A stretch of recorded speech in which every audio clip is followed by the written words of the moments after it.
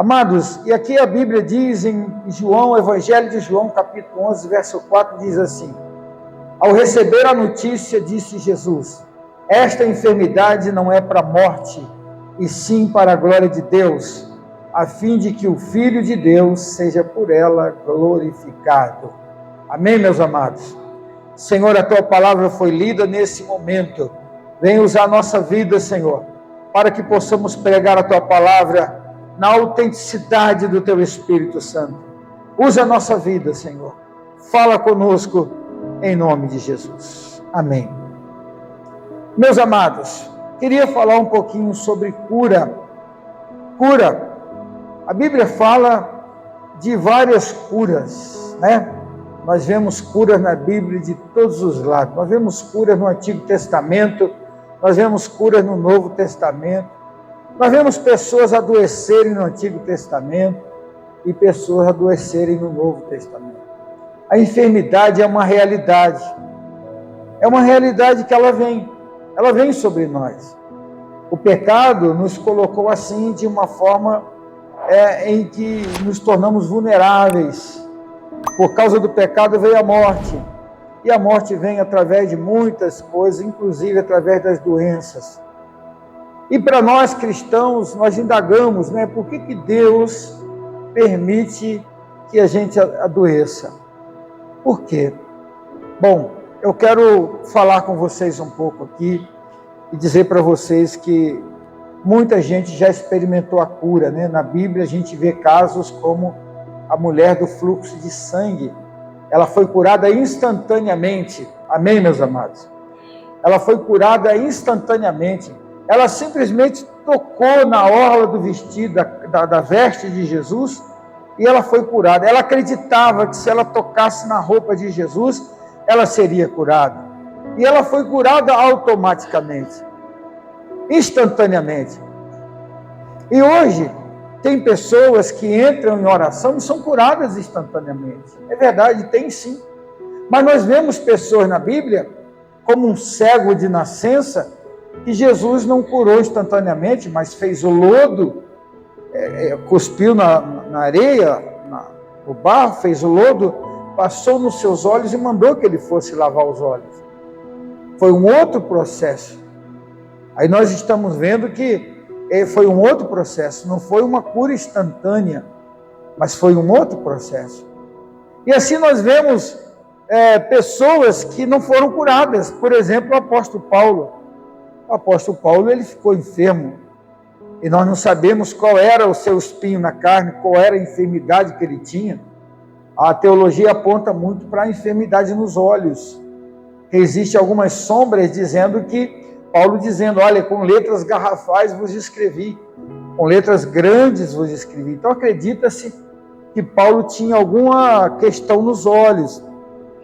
Nós vemos também Isaac ficando cego e morrendo cego, né? Ficou cego.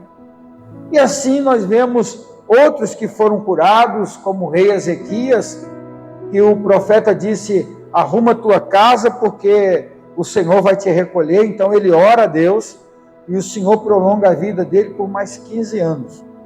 Então são casos diferentes, são textos diferentes, tempos diferentes, pessoas diferentes, cada um tendo a sua própria experiência com Deus.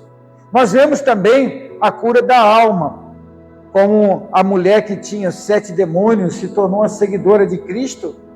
Ela era uma mulher possuída, assim como o gadareno era uma pessoa que tinha sua alma adoecida. Ele era uma pessoa possessa, endemoniada, mas quando se encontra com Cristo, aqueles demônios saem do seu corpo e ele se torna uma pessoa pacífica. A Bíblia diz que ele fica sentadinho, arrumadinho, ajeitado ali, ele se transforma em outra pessoa, assim como uma mulher que tinha vários demônios também. Então a gente vê a cura da alma, a gente vê o Senhor curando as pessoas. Nós vamos ver o servo do centurião, que Jesus nem tocou nele. O Senhor Jesus apenas disse para o centurião, olha, o teu servo está curado. E quando ele chega na casa onde está o seu servo ficou curado exatamente naquele momento em que o Senhor Jesus mandou a palavra de cura. Então hoje eu queria falar com você, eu quero falar com você um pouco sobre esse tema e dizer para vocês sobre nós, a igreja. Nós vemos na igreja bíblica pessoas que foram curadas. O apóstolo Paulo, as pessoas colocavam seus lenços para que os enfermos fossem curados. Eles colocavam os doentes, os lunáticos, no caminho que o apóstolo Pedro fosse passar, para que a sombra de Pedro, ao passar sobre aquelas pessoas, também as curasse. Nós vemos no livro de Atos, quando os dois apóstolos, eles vão para a oração, na hora nona, às 3 horas da tarde, eles encontram ali um coxo de nascença, um homem aleijado, que nasceu aleijado, nasceu coxo, e ali ele pede dinheiro aos apóstolos, e os apóstolos dizem: olha, eu não tenho ouro nem prata, mas o que eu tenho eu te dou. E ele diz: em nome de Jesus Cristo Nazareno, levanta-te e fica de pé.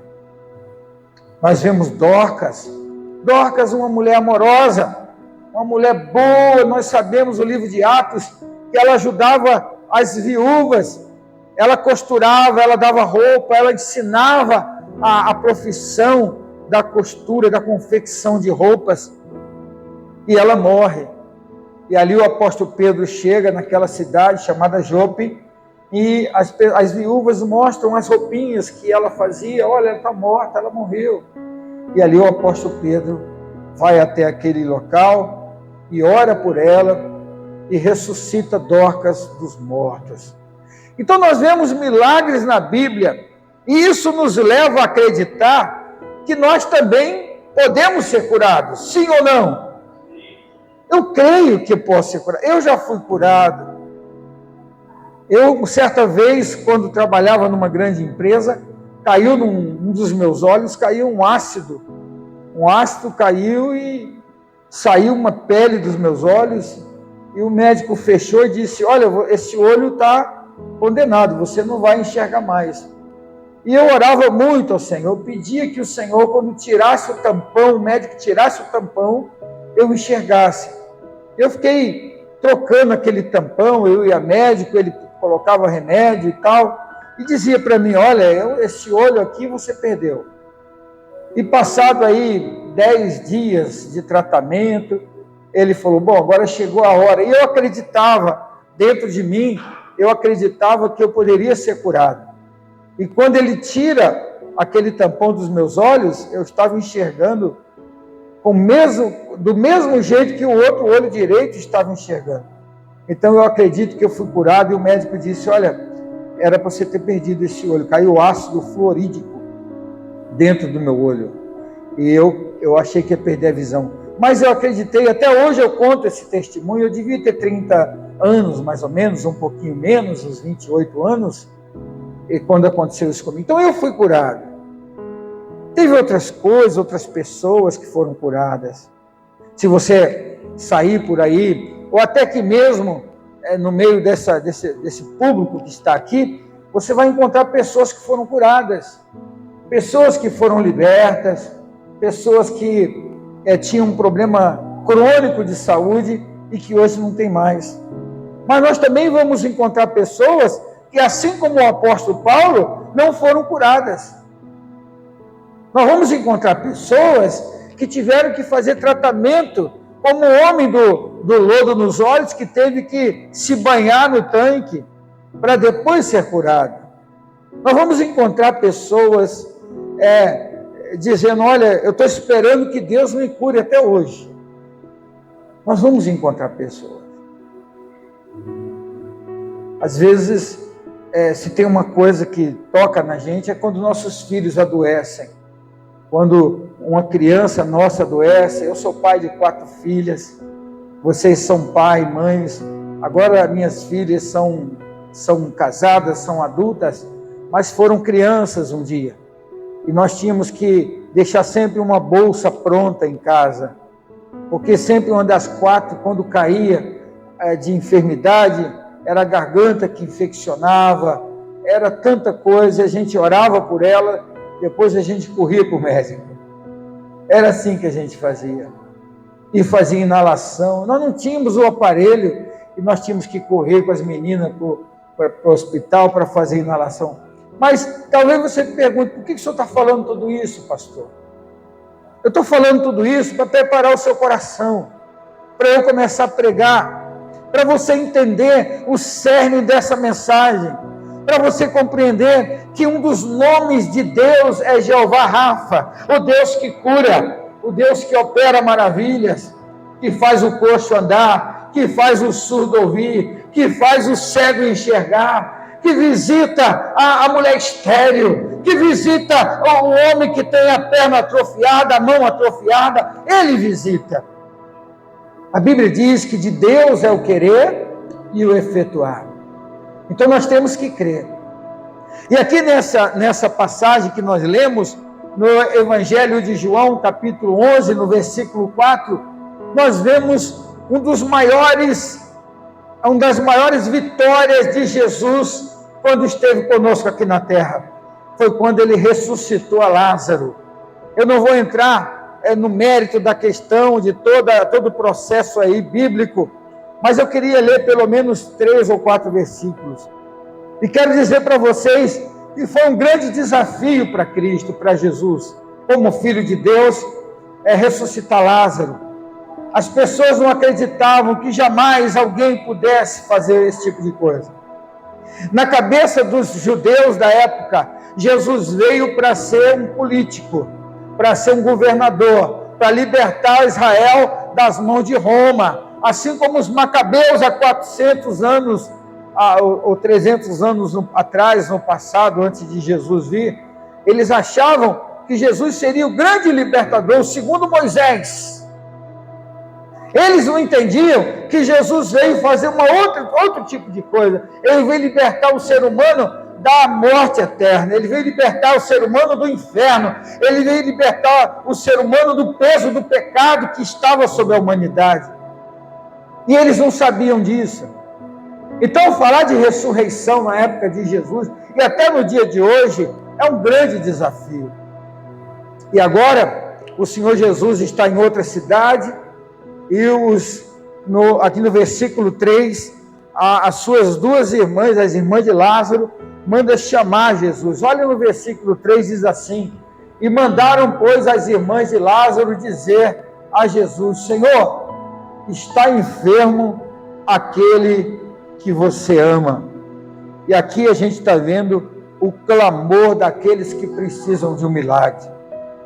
Quando Maria e Marta viu que o seu irmão estava enfermo e que aquela enfermidade poderia matá-lo, a primeira coisa que eles fizeram, elas fizeram: corre, acha Jesus, vai atrás de Jesus, deve estar na cidade vizinha, vai procurar Jesus, acha e diga para ele vir correndo, porque o amigo dele, Lázaro, o nosso irmão, ele está enfermo de morte. Esse é o clamor daqueles que necessitam do milagre. E quantas pessoas hoje estão clamando, pedindo um milagre? Quantas mães estão agora numa UTI pré-natal com a sua criancinha lá agonizando uma doença que a criança nasceu, entre vida ou morte, e aquela mãe chorando sem comer? Quantas pessoas? Quantas esposas ou maridos não estão clamando a Deus para tirar o seu marido do coma, nesse momento que a gente está aqui agora? E quantos cristãos, quantas pessoas não estão entrando num processo de oração nesse momento? Nós estamos bem aqui, nós não estamos passando por processo de enfermidade, mas existem milhares de pessoas clamando, vozes subindo para cima, vozes sendo levantadas das santas casas, espalhadas pelo Brasil, pelo mundo. Pessoas que estão chorando por a minha mãe, por a meu pai. Senhor, liberta meu filho, liberta meu filho. Eu me lembro, há anos atrás, muitos anos, eu fui visitar um menino que era filho de um amigo meu que trabalhava na máquina, na empresa que eu trabalhava junto comigo, e ele chorava, trabalhava, chorava. Eu disse: por que você chora? Ele disse: meu filho está na UTI, está internado, está entre a vida e a morte, tinha 7 aninhos de idade. E eu cheguei naquele hospital, aquela criança com os braços todo furados, e entrei lá, ele estava lá, saímos da empresa, ele foi direto para o hospital. E quando eu entrei, que ele me viu, ele não conseguiu falar uma palavra. Ele não conseguia falar uma palavra. Um filho de 7 anos. Ele olhava para mim e dizia: me ajuda, pelo amor de Deus, eu não posso perder meu filho. Então a enfermidade, ela gera dor. Ela gera uma tensão muito forte. É um processo que está contido nas Escrituras. E nós precisamos lidar com isso. Nós precisamos entender esse processo. Porque muitas pessoas acabam partindo. Muitas pessoas a igreja entraram em oração, em jejum, em clamor, e aquela enfermidade não foi curada e o Senhor levou. E nós não entendemos.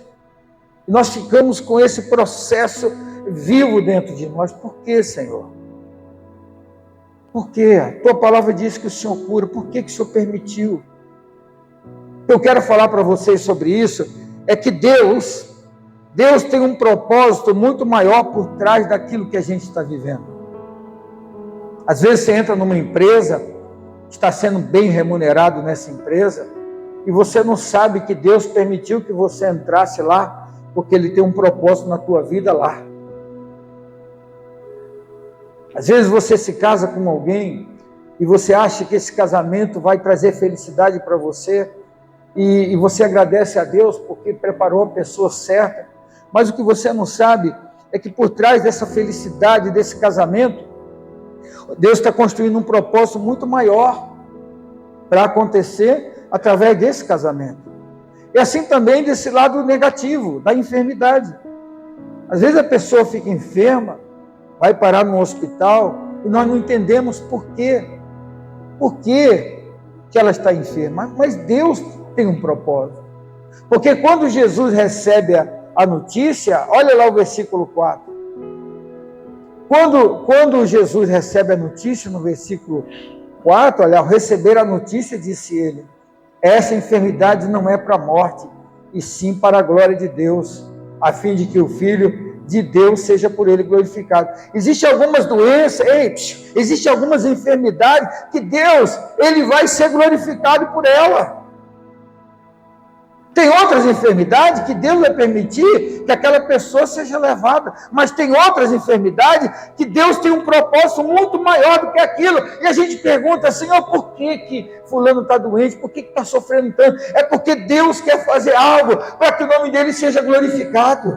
Quantas pessoas foram curadas e libertas e estão andando nos 4 ventos da terra, anunciando que Deus é bom, que Deus cura, que Deus liberta e que Deus opera. Pessoas que dizem assim: olha, eu estava praticamente morto lá numa sala amarela, as pessoas já me contavam como morto, os médicos já diziam para mim: olha, você não tem jeito, eu estava desenganado, até que Deus enviou ali um anjo e tocou em mim e eu fui curado. Estou vivo para dizer que Deus é poderoso e glorioso e que Ele sara e que Ele cura. Então a primeira coisa que a gente precisa acreditar quando a gente está doente, eu vou falar de novo, quando a gente olha o diagnóstico médico e a gente vê que tem lá uma doença letal, fatal, degenerativa, que vai consumindo para a nossa saúde aos poucos, quando a gente vê aquilo, a primeira reação é o desespero. Ou quando é alguém da nossa família, a gente fica desesperado. E a gente não sabe como reagir, a gente não sabe como lidar com isso, como tratar esse problema. Então a gente fica triste, perde noite sem dormir e fica fazendo uma pergunta: quem sabe? Por que eu, Senhor? Logo eu. O que eu fiz, Senhor? O que eu fiz para estar com essa doença? Será que eu fiz alguma coisa ruim, Senhor? É um pensamento. Agora Marta e Maria, ela sabe que Lázaro pegou uma doença de morte. e manda falar com Jesus. Senhor, o teu amigo está doente e vai morrer. Olha, ele está doente. A pessoa que o Senhor ama vai morrer, ele está doente. Ele está enfermo. Aí Jesus falou assim, ó, só que tem uma coisa, não é para a morte. Nós precisamos acreditar nisso. Que essa enfermidade que a gente está vivendo não é para a morte.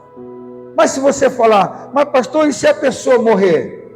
Se ela morrer com Cristo, ela está viva ou ela está morta? Então diga comigo, quem morre, quem parte com Cristo está vivo, diga. Você crê nisso?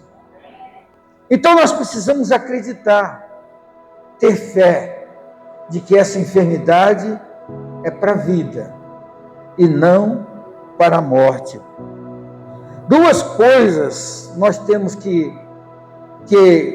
pensar quando nós entramos numa enfermidade. A primeira dela é que nós temos que confiar em Deus, confiar em Cristo. Confiar que o Senhor Jesus tem plano para nós e que Ele não vai nos abandonar naquela hora. Nós temos que crer nisso, até o final. E nós devemos também entender que é para Ele que a gente tem que clamar. O médico faz o papel dele? Sim, o médico faz o papel dele. Mas o Senhor Jesus, Ele é poderoso para tocar no médico, para apontar os remédios, ou simplesmente para dizer para nós assim, ó, seja curado em nome de Jesus. Eu tenho um amigo que há muitos anos contou para mim que ele tinha um problema da coxa não encaixar aqui na pelvis, que a gente chama de bacia, né? E ele estava internado e sentia muita dor. E ele orava, e o médico passava remédio e tinha problema que ali no encaixe tem ali alguma coisa que faz com que fique flexível, e ele faltava isso no seu organismo. Ele contava para nós que um certo dia, de noite, sozinho no hospital, na Santa Casa, entrou um médico de madrugada e tirou o lençol dele, o médico todo de branco, de touca branca, de máscara branca, tirou a coisa dele, ele olhou para o médico, sorriu para ele e colocou a mão dentro dele, a mão dele passou pela carne e encaixou a coxa na pelvis, estalou, colocou, sorriu e saiu. No outro dia, quando o médico chegou, como é que o senhor está? Ele falou, olha, aquele enfermeiro que esteve aqui colocou o meu fêmur no lugar. Ele, que enfermeiro? O enfermeiro que veio de madrugada. Mas o que ele fez? Ele enfiou a mão aqui dentro da minha carne e colocou a coxa na pelvis. O médico examinou e falou, encaixou. Como é que era esse enfermeiro? Ele era um enfermeiro alto, estava de branco, estava de máscara branca, e ele tirou a máscara e sorriu para mim. Só isso que ele fez, sorriu para mim. Então ele contou isso para nós, e logo depois ele recebeu alta. Que Deus pode fazer? Nas mãos de Deus está a vida, na mão de Deus está a cura, na mão do Senhor Jesus está o milagre. Então Ele pode usar as adversidades da nossa vida para fazer um milagre, para operar um milagre na nossa vida. Agora observe no versículo 6, olha o versículo 6. Jesus, depois que sabe que Lázaro estava doente, ele ficou mais 2 dias na cidade que ele estava. Olha lá. Quando, pois, soube que Lázaro estava doente, ainda se demorou 2 dias no lugar onde estava. Por que Jesus demorou 2 dias? Essa era a pergunta que Marta e Maria poderiam estar fazendo. Mas por que Jesus demorou 2 dias? Por que ele não veio com você? Ela pergunta, por que ele não veio contigo? O que ele disse? Ele só falou que essa doença não era para a morte. Só isso. Mas por que ele não veio? Passaram 2 dias, por que ele não veio? Eu vou responder para você por que Jesus não foi imediatamente. Você quer saber?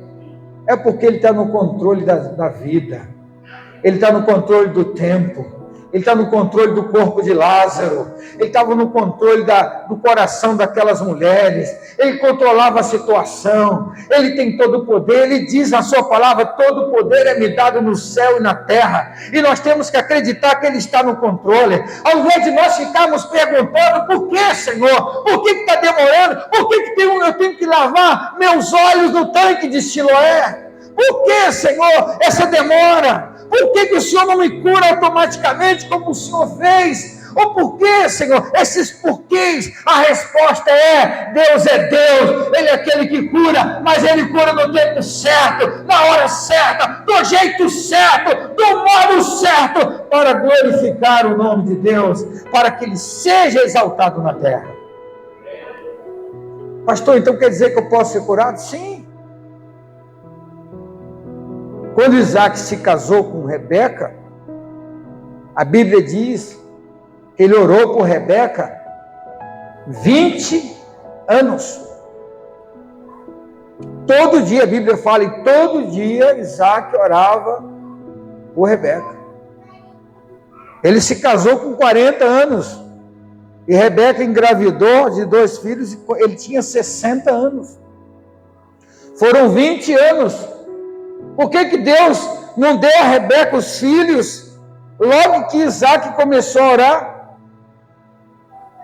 Por que não foi instantâneo? Por que não foi de repente? Por que não foi na hora? Por que Isaac teve que ficar 20 anos orando? Porque Deus quis. Ele é soberano. Ele é dono de todas as coisas. Ele fala e nós ouvimos. Ele fala e nós obedecemos. Ele tem o poder. E nós temos que ouvir Deus e saber que Ele tem o melhor para nós. Pastor, por que Deus não me cura? Ele vai curar. No tempo dEle. Na hora dEle. Na hora certa. Eu conheci uma mulher que era estéril. A minha esposa também conheceu. E Deus levantava profetas e dizia para ela, mulher, não tema. Não te precipite, porque eu vou visitar o teu útero. Eu vou abençoar o teu ventre. E o tempo foi passando. E o tempo foi passando. E o tempo foi passando. E ela foi ficando desesperada, porque a idade dela foi passando. E quando tinha aqueles cultos fervorosos, Deus levantava uma pessoa de Deus e dizia para ela, acalma teu coração, mulher. Eis que colocarei nos teus joelhos uma criança e vai trazer alegria. E ela se precipitou e adotou uma criança, um bebê. E assim que ela adota, ela engravida. Ela ficou grávida. Ela teve 2 filhos. Eu não vou contar o resto da história, porque a história dela é uma história que não acaba tão bem assim. Mas ela se precipitou, porque Deus tem um tempo. Deus tem um tempo.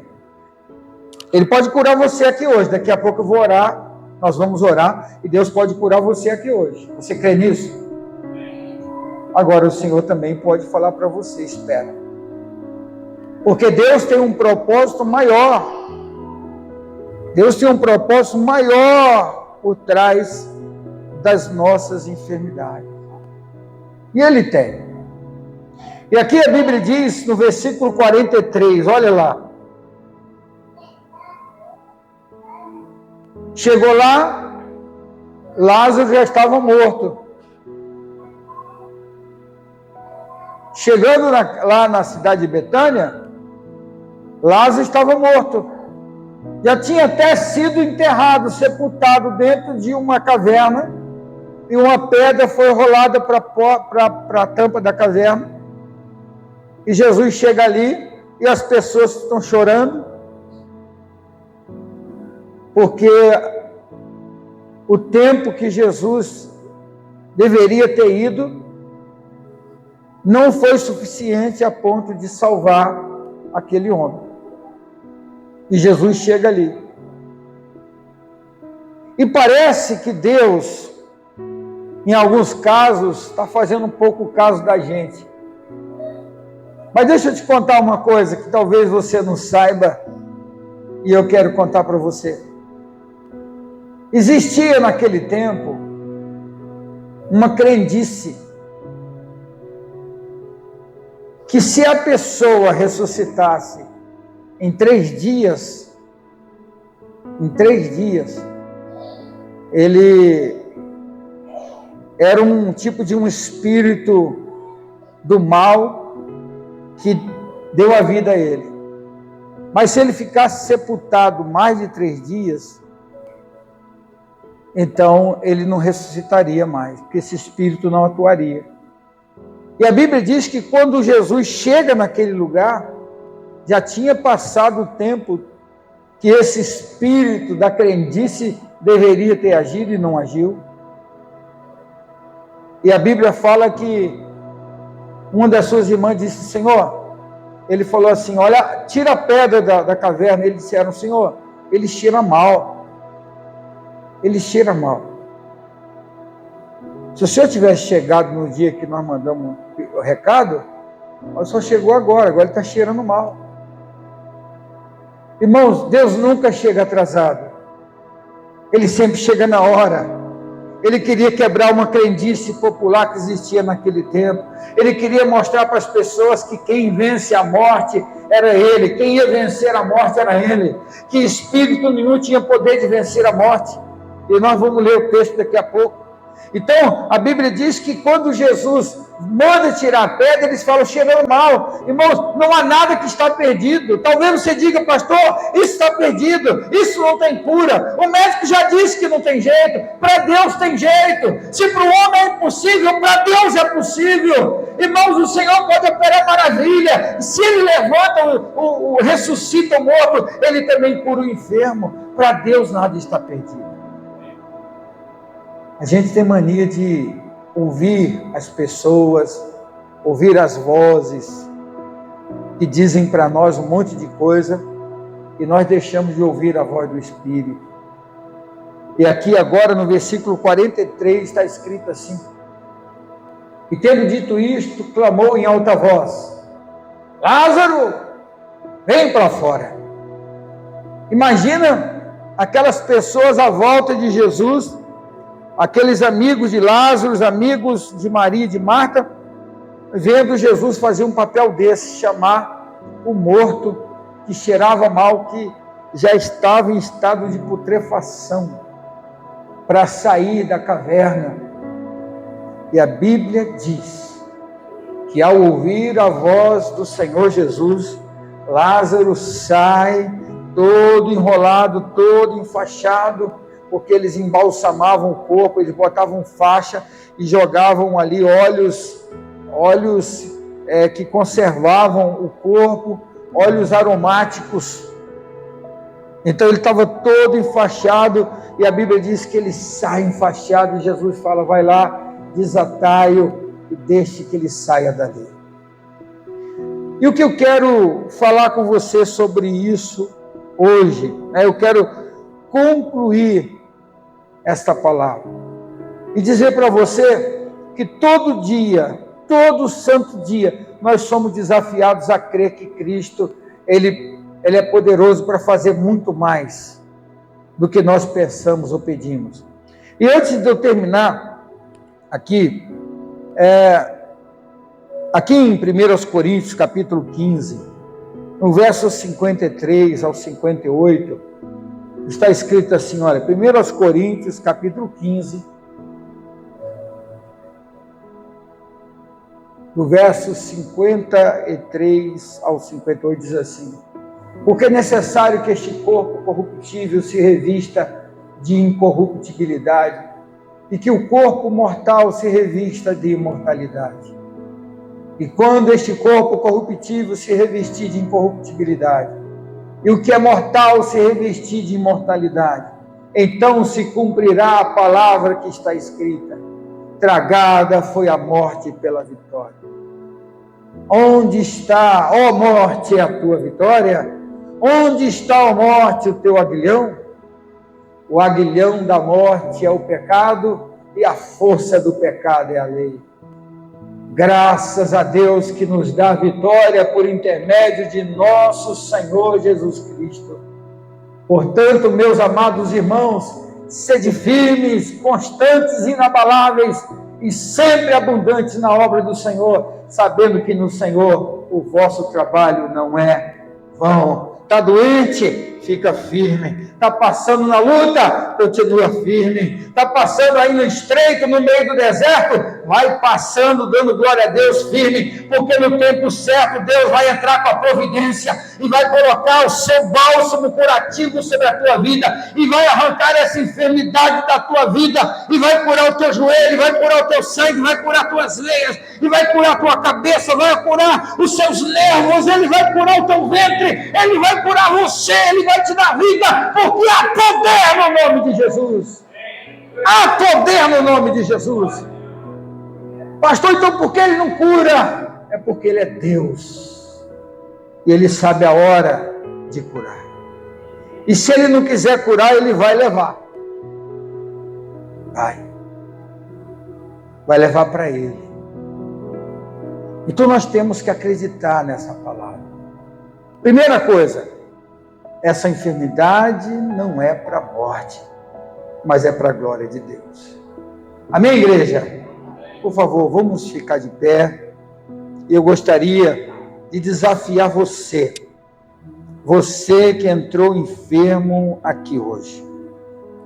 Você que tem uma enfermidade no seu corpo, que traz dores para você. Ou você que está sendo bombardeado, né? Tem pessoas que têm mais de uma enfermidade. É errado, pastor, é pecado, está doente? Será que nós pecamos? Não. A gente fica doente porque nós somos gente. Nosso corpo, ele está debaixo desse estado degenerativo, né, da natureza humana. Então o Senhor, ele tem cura para nós. Eu queria desafiar você para vir aqui à frente, por favor. Você que está enfermo, você que está enferma, que precisa de um milagre, tem alguém enfermo na sua família, alguém que precisa ser curado, nós vamos orar, nós vamos fazer a nossa parte. Nós vamos fazer a nossa parte. E eu tenho certeza que Deus fará dele. Então sai do seu lugar, vem aqui à frente, eu vou orar por você.